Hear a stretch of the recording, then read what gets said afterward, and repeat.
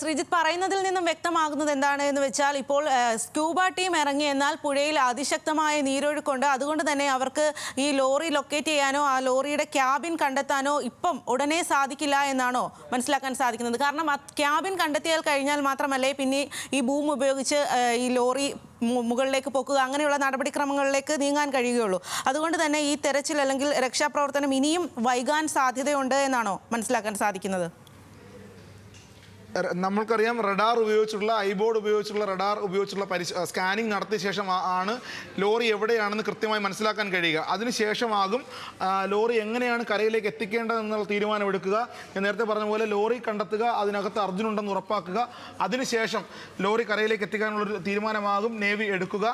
ഇപ്പോൾ എന്തായാലും വലിയ അടിയൊഴുക്കാണ്. നമുക്കറിയാം മഴ ആദ്യഘട്ടത്തിൽ മാറി നിന്നിരുന്നു, പക്ഷേ ഇപ്പോൾ വീണ്ടും പുഴയിൽ അടിയൊഴുക്ക് കൂടിയിട്ടുണ്ട്.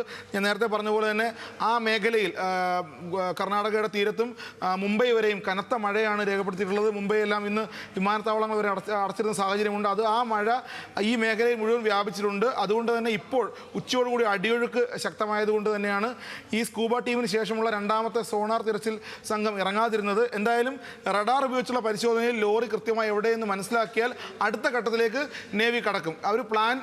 അവരുടെ ആക്ഷൻ പ്ലാൻ അനുസരിച്ചുള്ള അടുത്ത ഘട്ടത്തിലേക്ക് നേവി കടക്കും. സ്വാതി, ഈ ലോറി കിടക്കുന്ന അവസ്ഥയും സ്ഥാനവും കൃത്യമായി നിർണ്ണയിക്കാനാണല്ലോ ഡ്രോൺ ഉപയോഗിച്ചുള്ള പരിശോധന നടത്തുന്നത്. അതേ 12:30യോടെയാണ് ഡ്രോൺ ഉപയോഗിച്ചുള്ള പരിശോധന തുടങ്ങുക എന്നായിരുന്നു നേരത്തെ അറിയിച്ചിരുന്നത്. നിലവിൽ ആ രീതിയിൽ തന്നെയാണോ കാര്യങ്ങൾ മുന്നോട്ട് പോകുന്നത്?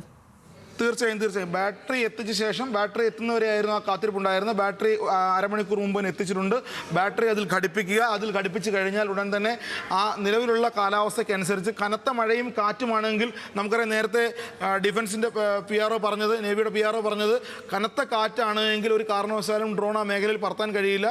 മഴയുടെ ഒരു അന്തരീക്ഷം കൂടി മനസ്സിലാക്കേണ്ടതുണ്ട്.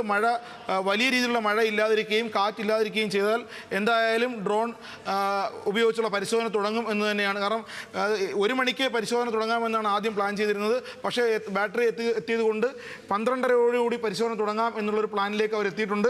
എന്തായാലും ഡ്രോണിൻ്റെ ഒരു പരിശോധനയാണ് ഇന്നത്തെ ദിവസം ഏറ്റവും നിർണായകമായ 10ാം ദിവസം. ഡ്രോൺ ഉപയോഗിച്ചുള്ള പരിശോധനയും ആ ഡ്രോൺ ഉപയോഗിച്ച് വെള്ളത്തിനടിയിലുള്ള വസ്തുക്കൾ കണ്ടെത്തുക എന്നുള്ള ഐബോർഡ് ഡ്രോൺ ഉപയോഗിച്ച് വെള്ളത്തിനടിയിലുള്ള വസ്തുക്കൾ കണ്ടെത്തുക എന്നുള്ള ലക്ഷ്യമാണ് ഇനി നേവിക്കും ഈ ആക്ഷൻ പ്ലാനിനും പൂർത്തീകരിക്കാനുള്ളത്. സ്വാതി.